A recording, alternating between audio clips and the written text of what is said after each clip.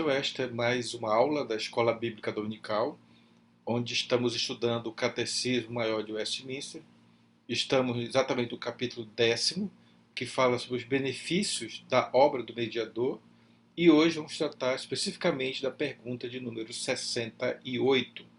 Esse material está baseado no livro Catecismo Maior de Westminster comentado, do autor Johannes Gerhardus Voss, e também do comentário do Catecismo Maior de Westminster da Igreja Presbiteriana Aliança em Limeira.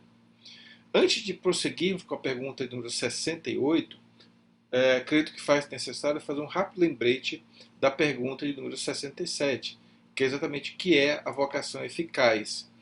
A vocação eficaz é obra do poder e graça onipotente de Deus, pela qual ele, no tempo aceitável, os convida e atrai a Jesus Cristo pela sua palavra e pelo seu Espírito, iluminando os seus entendimentos de uma maneira salvadora, renovando e poderosamente determinando as suas vontades, de modo que eles, embora em si mortos no pecado, tornam-se por isso prontos e capazes de livremente responder à sua chamada e de aceitar e abraçar a graça nela oferecida e comunicada. Então, a vocação eficaz é uma obra de Deus, onde ele nos convida e nos atrai para Jesus Cristo, utilizando para isso a sua palavra e o seu Espírito. O que ele faz conosco? Ele nos ilumina o nosso entendimento de uma forma salvadora. E, além disso, ele renova as nossas vontades, de modo que, embora nós estando mortos em nossos delitos e pecados, nós, através dessa ação da palavra, do seu Espírito, nos tornamos prontos e capazes a livremente responder a esse chamado ou a essa vocação. Vocação e chamado pode ser utilizado pode ser usado de forma intercalável, né? Então, vocação ou chamado.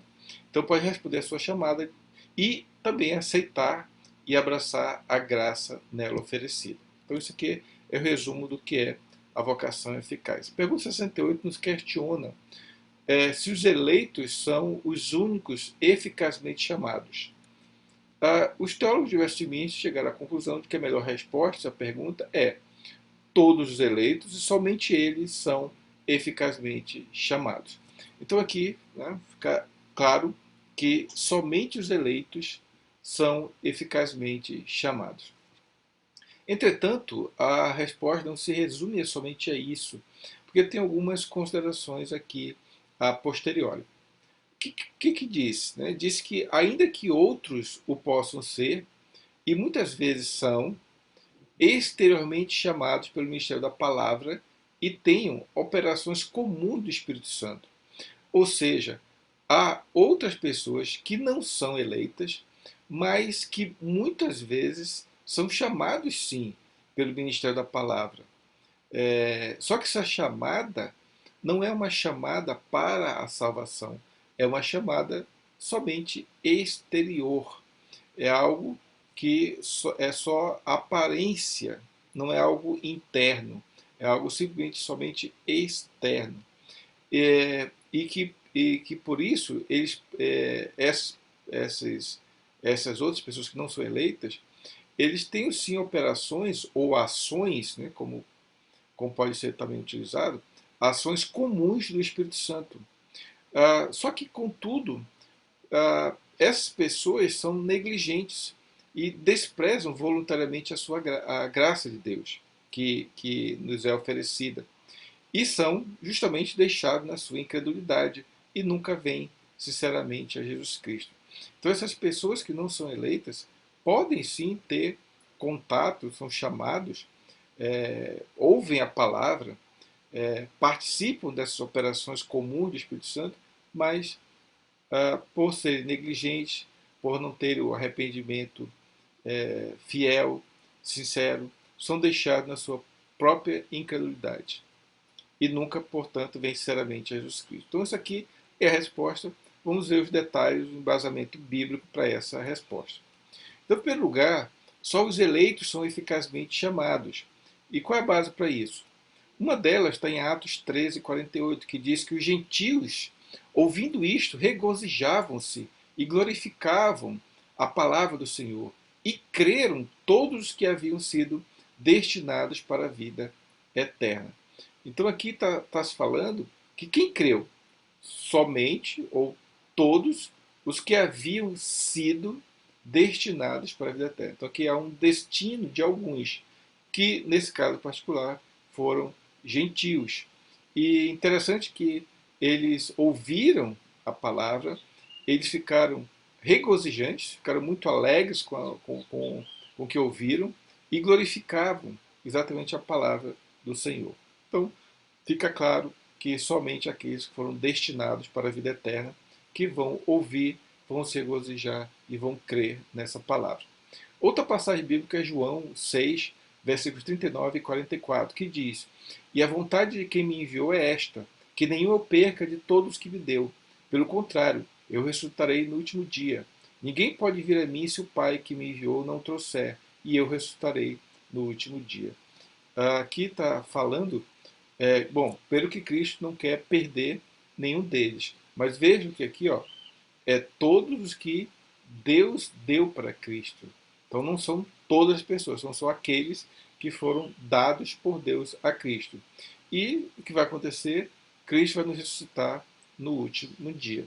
E interessante que o versículo 44 também nos afirma que ninguém pode vir a Cristo se o Pai não o trouxer. Se o Pai que enviou, né, Cristo, não o trouxer. E eu ressuscitarei no último dia novamente. Ok? Então, ninguém pode vir a Cristo se o Pai não o trouxer. Então, é uma ação de Deus. A salvação sempre é uma ação de Deus, não é uma ação humana. E o último versículo é João 17:9, que diz: É por eles que eu rogo. Não rogo pelo mundo, mas por aqueles que me desse, porque são teus. Então, Jesus, na oração sacerdotal, ele diz que ele roga, não pelo mundo, mas ele roga por todos aqueles que Deus deu para Cristo. Eu percebo que aqui existe uma separação entre algumas pessoas que Deus deu para Cristo e outras pessoas que não foram dados. Porque esses que Deus deu para Cristo são do próprio Deus, porque são Deus. Alguns, continuando verificando aquela resposta dos teólogos de Westminster, a gente sabe que alguns são chamados, mas somente um chamado exterior. Então, olha só essa passagem que está em Mateus 22:14, que diz: Porque muitos são chamados, mas poucos escolhidos. Então, esse chamado aqui, chamado para quê? Chamado para quê? E também esse escolhido. Escolhido para quê? Então aqui, exatamente esse muitos são chamados, esse chamado aqui é um chamado exterior. Então esses muitos que são chamados somente exteriormente, que eles participam daquelas ações comuns do Espírito Santo. Mas poucos, né? Então aqui o contraste entre muitos com o poucos, mas poucos são escolhidos. Esses escolhidos aqui são aqueles que foram chamados, chamados eficazmente, ou vocação, ou a vocação eficaz pelo próprio Deus. Então essa passagem nos fala exatamente isso. Em terceiro lugar, alguns têm operações comuns do Espírito, que já foi falado também naquela resposta da pergunta 68. E a base bíblica, uma delas está aqui em Mateus 13, 20 e 21, que diz: O que foi semeado em solo rochoso, esse é o que ouve a palavra e a recebe logo, com alegria, mas não tem raiz em si mesmo, sendo antes de pouca duração. Em lhe chegando a angústia ou a perseguição por causa da palavra, logo se escandalizam. Então aqui está falando sobre a parábola do semeador, e uma das sementes caiu exatamente no solo rochoso. E esse é aquele que ouve a palavra e a recebe logo, com muita alegria. Então, aquela pessoa que ouve a palavra, que se emociona muitas vezes, que recebe com muita alegria, com muito fervor, mas que, como não tem raiz em si mesmo, e sendo de pouca duração, quando chega qualquer tipo de angústia, perseguição, ela acaba se escandalizando e largando e deixando a palavra, que causou uma certa alegria, um regozijo inicial, mas que não teve raiz profunda. Então eu sou aquelas pessoas que recebem operações comuns do Espírito Santo, mas que isso não gera salvação. Por quê? Porque não foi essa operação comum não é a operação, não é a operação que salva. Não é uma ação que salva. É uma ação somente exterior. E também Hebreus 6, versículo 4 a 6, que é uma passagem que é muito importante, porque ele diz que é impossível, pois, que aqueles que uma vez foram iluminados e provaram o dom celestial e se tornaram participantes do Espírito Santo e provaram a boa palavra de Deus e os poderes do mundo vindouro e caíram. Sim, é impossível outra vez renová-los para o arrependimento, visto que de novo estão crucificando para si mesmos o Filho de Deus e expondo a ignomínia. Ou seja, essas pessoas aqui, falando em Hebreus capítulo 6, elas participaram de muitas operações comuns do Espírito Santo. Elas foram iluminadas, elas provaram o dom celestial, elas se tornaram participantes do Espírito Santo, elas provaram a boa palavra de Deus e souberam de todos os poderes do mundo vindouro. Mas apesar disso tudo, caíram. Caíram. Por que caíram? Porque não eram firmes. Porque essa ação comum do Espírito Santo não era a ação salvadora, mas aqui é somente a questões exteriores. Caíram, sim, e é impossível outra vez renová-los para arrependimento, visto que de novo estão crucificando para si mesmos o Filho de Deus e expondo a ignomínia. Então, essas pessoas nunca vão se arrepender, nunca vão ter aquele arrependimento fiel, aquele arrependimento que eu chamo de arrependimento sincero. Não esquecendo que o arrependimento, esse arrependimento sincero que eu menciono, que na verdade talvez pudesse, né, esse sincero nem cabe, uma vez que a definição de arrependimento tem a ver com mudança de vida, mudança de atitude, mudança de mente. É como diz aquela passagem: as coisas antigas ficaram para trás, eis que tudo se fez novo. Então, esse é o arrependimento. Isso não quer dizer remorso. Remorso não tem nada a ver com arrependimento. Remorso não causa mudança de vida. Mas o arrependimento, sim. Arrependimento causa, sim, mudança de vida. É como Cristo falou para aquela mulher pecadora: vá e não peques mais. Então, isso é arrependimento. Alguns são deixados na sua incredulidade e nunca vêm a Jesus Cristo, que é a última parte da resposta. Então, a passagem uma das passagens, exatamente Salmo 81, versículos 11 e 12, que diz: mas o meu povo não me quis escutar a voz, e Israel não me atendeu. Assim deixei-o andar na teimosia do seu coração. Siga os seus próprios conselhos. Ok, então, aqui está falando que um certo povo que não quer escutar a voz de Deus, que não quer atender à voz de Deus, então Deus deixa que essa pessoa ande na teimosia do seu próprio coração. Ou seja, que siga os seus próprios conselhos, siga o seu próprio caminho. Já que você não quer escutar a voz de Deus, já que você não quer atender à voz de Deus, então Deus deixa seguir o seu próprio caminho. E o caminho do homem sempre dá para a perdição, a reprovação. E como última passagem, fala-se de João 12, do 38 ao 40, que diz: para se cumprir a palavra do profeta Isaías, que diz: Senhor, quem creu nessa pregação e a quem foi revelado o braço do Senhor? Por isso, não podiam crer, porque Isaías disse ainda: cegou-lhes os olhos e endureceu-lhes o coração, para que não vejam com os olhos, nem entendam com o coração, e se convertam, e sejam por mim curados. Ou seja, quem creu na pregação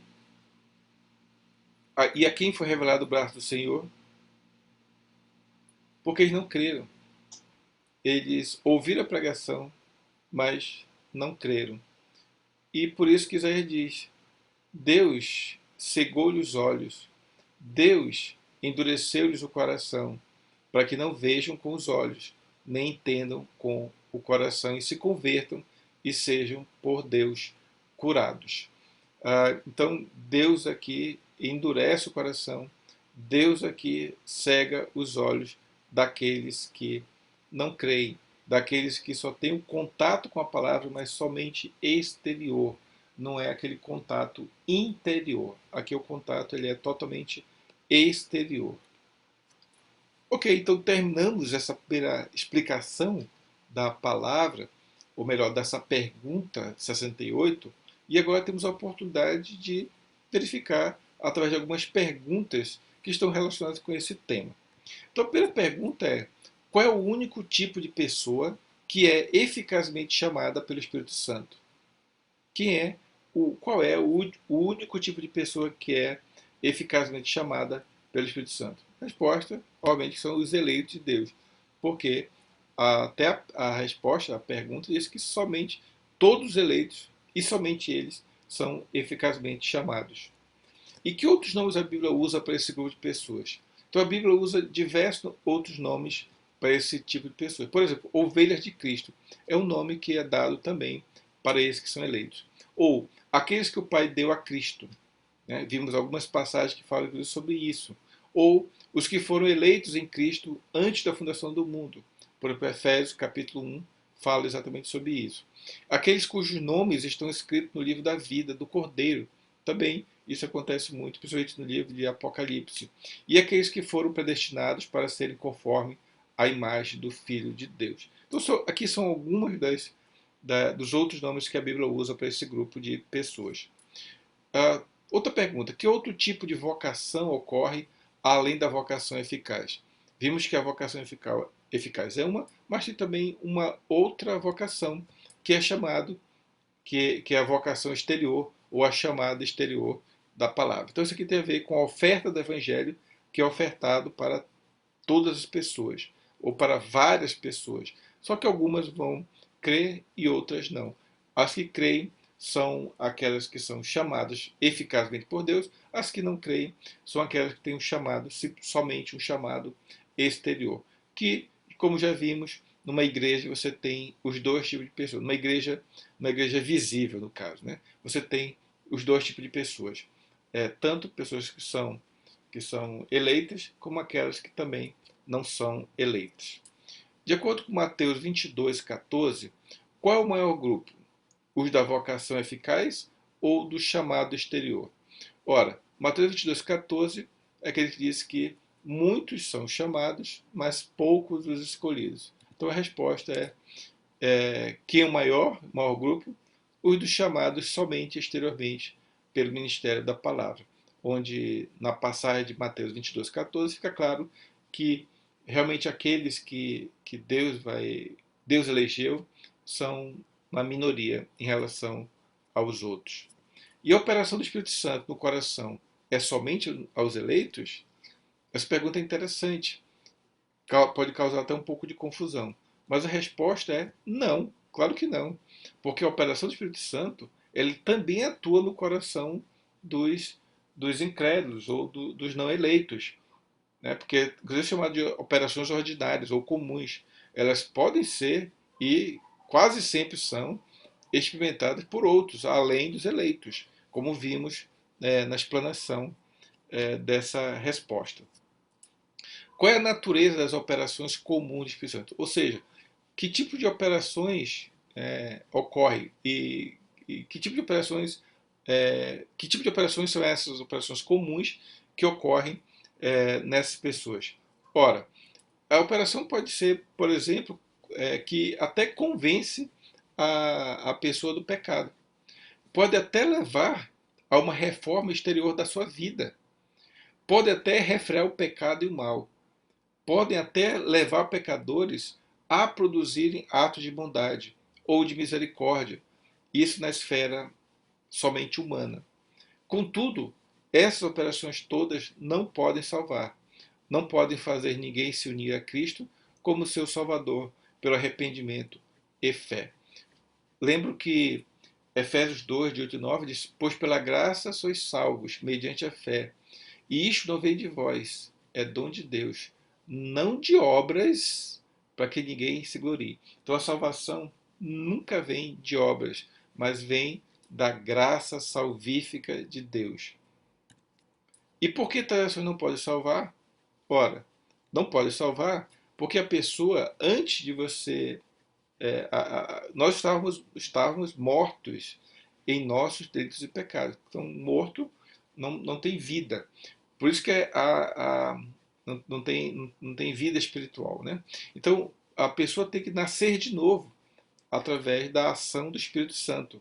E essa ação é uma ação interior, não tem nada de exterior, é uma ação de Deus nas nossas vidas. É por isso que se você é um eleito de Deus, mesmo que você não creia na doutrina da eleição, isso mesmo que você não creia, não vai ter nenhum efeito, porque o que importa é a ação de Deus na tua vida. Você crê no Senhor Jesus é o suficiente. Né? Você não crê na doutrina da eleição, tudo bem. Eu só vos afirmo que a doutrina da eleição é uma doutrina bíblica. Mas se você não crê na doutrina, mas você crê no Senhor Jesus como teu único e suficiente Salvador, isso não vai fazer diferença alguma, uma vez que essa é uma ação do próprio Deus. Então, nada que não produza esse nascer de novo não vai produzir a fé salvadora. E o que vai fazer com que você seja com que o Espírito Santo faça essa regeneração em você é só se você foi eleito antes da fundação do mundo. Para Deus, é justo conceder a uns apenas a operação comum do Espírito e negar as suas operações salvadoras? Então aqui é uma pergunta que talvez muitos se tenham. Exatamente a questão da justiça. Será que Deus é injusto em salvar alguns e condenar ou reprovar outros? Resposta é a seguinte: veja bem, a salvação ela é uma questão de graça, não é uma questão de débito. Então Deus não deve nada para mim nem para vocês. Deus não tem nenhuma obrigação de salvar ninguém. Se ele decidir salvar alguns e não todos, isso nunca vai envolver injustiça da sua parte. Porque ele salva quem ele quer. Uma vez que estão todos mesmo mortos e delitos e pecados, ora, se ele resolve salvar alguns, isso não é injustiça, porque ele está usando da sua graça e não tem nenhuma dívida conosco. Como Deus não deve a salvação a ninguém, ele é totalmente livre para conceder essa salvação como dom gratuito a alguns e não a outros. Então essa aqui foi a nossa última pergunta relacionada. Algumas questões doutrinárias que fazem sentido a gente discutir aqui rapidamente. É claro que não temos como falar, estressar esse assunto, mas rapidamente falando sobre o arminianismo e o calvinismo, que tem a ver exatamente com essa pergunta. Gostaria de falar rapidamente sobre 5 pontos do arminianismo, que são doutrinas que nós acreditamos que não são bíblicas, ou que tem aquela meia-verdade, se é que existe esse termo. Ela não é totalmente bíblica na nossa concepção. Mas vale a pena dizer que os arminianos, não quer dizer que os arminianos não sejam crentes no Senhor Jesus, não quer dizer que os arminianos não vão para o céu, não quer dizer nada disso. Só que o que ele tem para dizer aqui é que eles estão equivocados no seu entendimento do que a Bíblia nos fala. Então, os 5 pontos, em primeiro lugar, eles defendem que o homem possui livre-arbítrio, possui uma vontade livre do homem. Então, o homem pode aceitar ou rejeitar a salvação em Jesus Cristo. Vamos fazer depois, né? Depois eu vou falar sobre os 5 pontos do calvinismo. E já só para adiantar que nós não acreditamos nisso. Nós acreditamos que o homem não possui livre-arbítrio. Só quem possui livre-arbítrio foi exatamente Adão. Adão podia escolher entre pecar ou não pecar. Nós não temos essa escolha. Nós já nascemos pecadores. Então, por isso nós não acreditamos que o homem tenha o livre-arbítrio. E também não acreditamos que o homem seja livre, portanto, para aceitar ou rejeitar. Porque o homem está morto, já nasce morto, e o morto não consegue ter nenhuma ação, nem de aceitar, tampouco de rejeitar. Em segundo lugar, ele fala da eleição. A eleição para eles é condicional, que é baseada naquela fé preveniente, ou seja, Deus já sabe quem vai aceitar Jesus Cristo lá na frente. Então, por isso que ele faz a eleição. Então, veja que eles acreditam também na eleição. Só que é uma eleição condicional. Enquanto que nós, que somos calvinistas, nós acreditamos que a eleição ela é incondicional. Deus não impôs uma, quer dizer, Deus não impôs nenhuma condição para salvar ou não salvar. Simplesmente ele foi e elegeu, de acordo com a sua soberana vontade. Em terceiro lugar, a expiação para os arminianos ela é universal.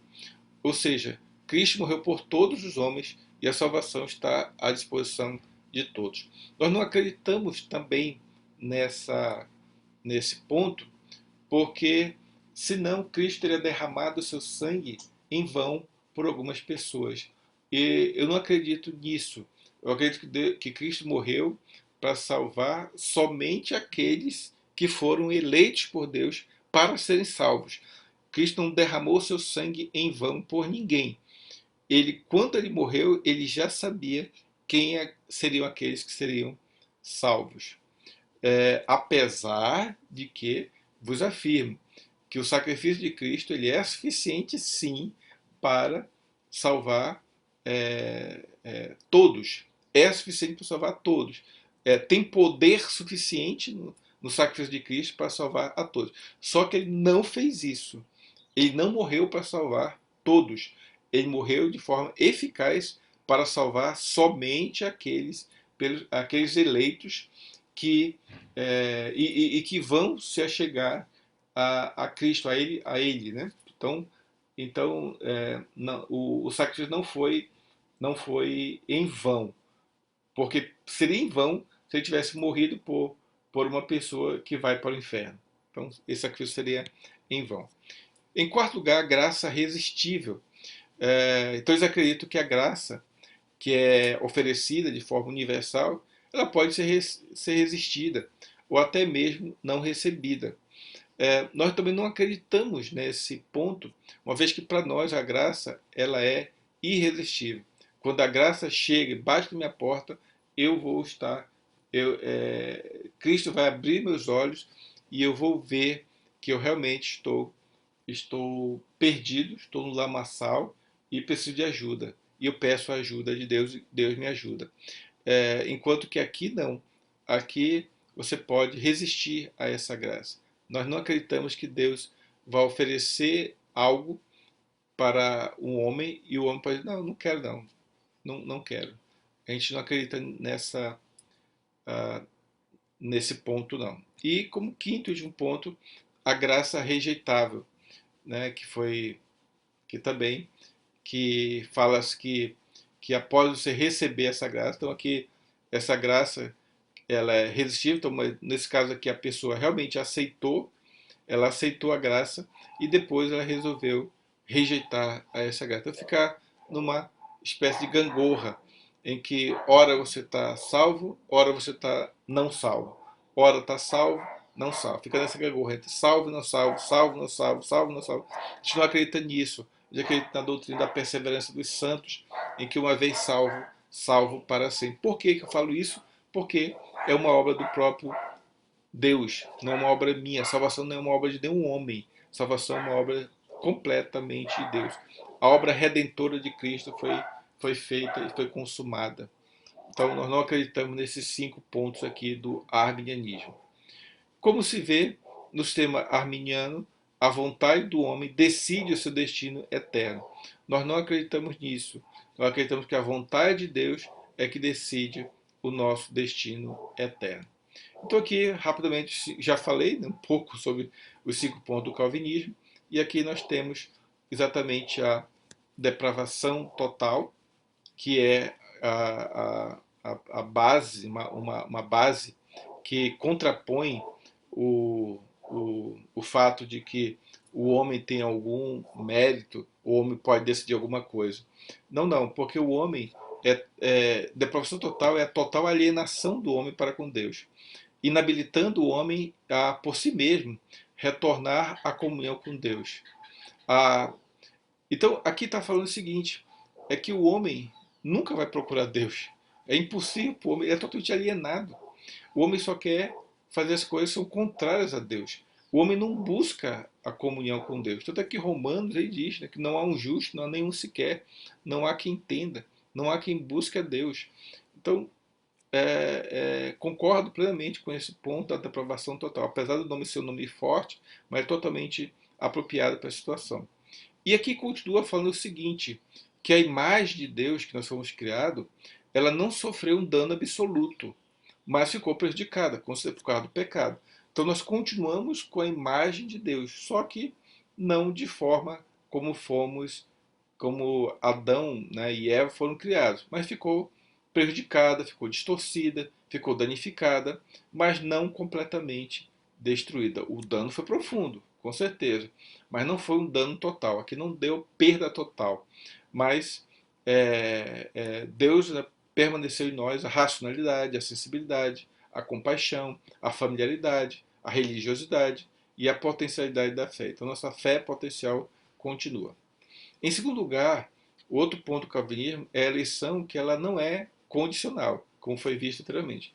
A eleição ela é incondicional, porque não há no eleito, né, não há em mim, em vocês, nada que justifique a nossa eleição, mesmo porque essa eleição ela antecede a nossa existência. A eleição foi feita antes da fundação do mundo. E essa eleição ela é baseada nos eternos decretos de Deus. As virtudes e os eventuais méritos posteriores, por mais nobres que possam ser, não alteram e não mudam o decreto eletivo. Então Deus decretou e o que ele decretou vai se cumprir. Terceiro ponto do calvinismo tem a ver com a expiação limitada.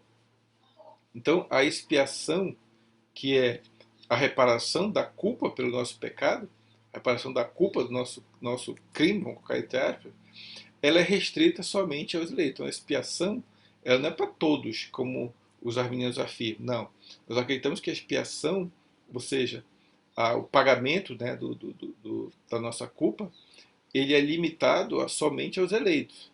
Ou seja, Cristo morreu pelos pré-ordenados à salvação, e só por eles. Lembra que eu falei do sacrifício da cruz?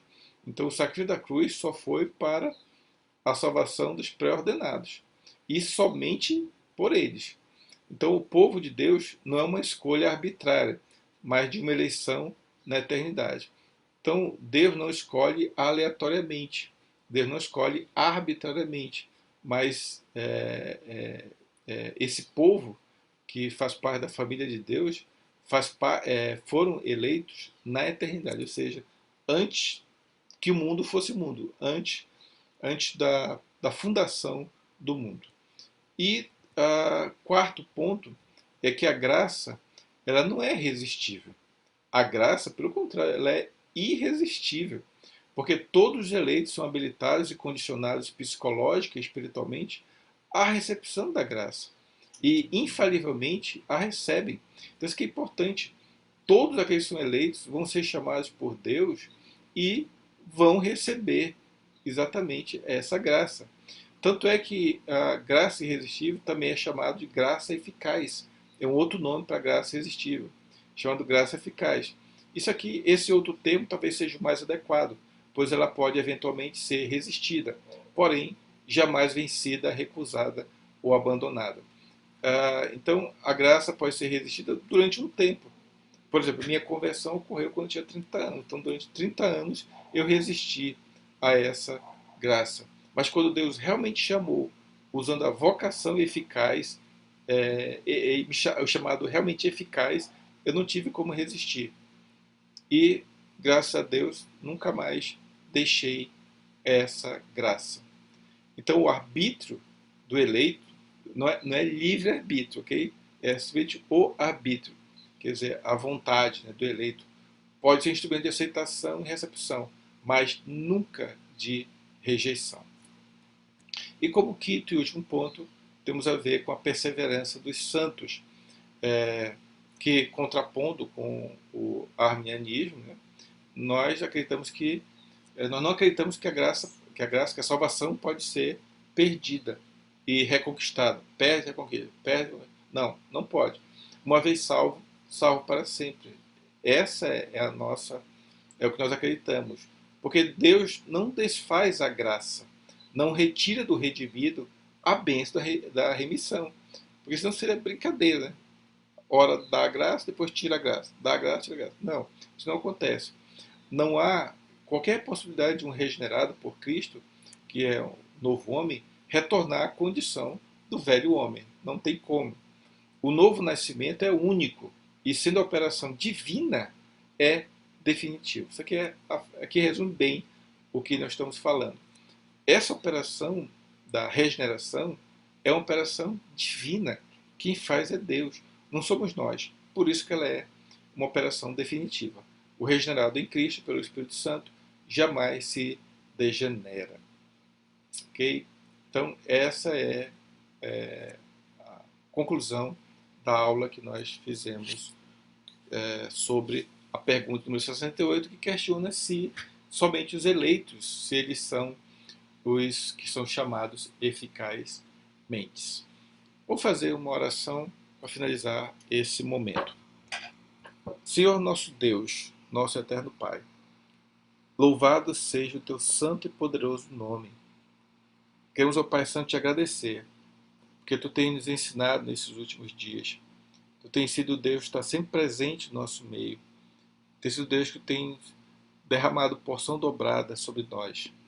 E é por isso, ó Pai, que estamos aqui alegres, saltantes, regozijantes, porque tivemos esse privilégio de podermos ouvir a Tua voz, ouvir a Tua palavra, estudar um pouquinho mais sobre a Tua palavra, que é viva, que é eficaz.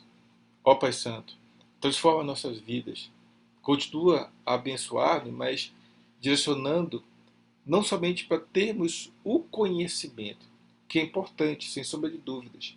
Conhecer a Tua palavra é super importante, mas que possamos também e principalmente pôr em prática exatamente aquilo que temos aprendido de Ti. Ó Deus, abençoa a Tua igreja. Sê com cada um de nós. É que eu te oro, agradecido, em nome e por amor de Jesus Cristo. Amém. Amém, queridos. Que Deus nos abençoe, nos livre e nos guarde de todo o mal.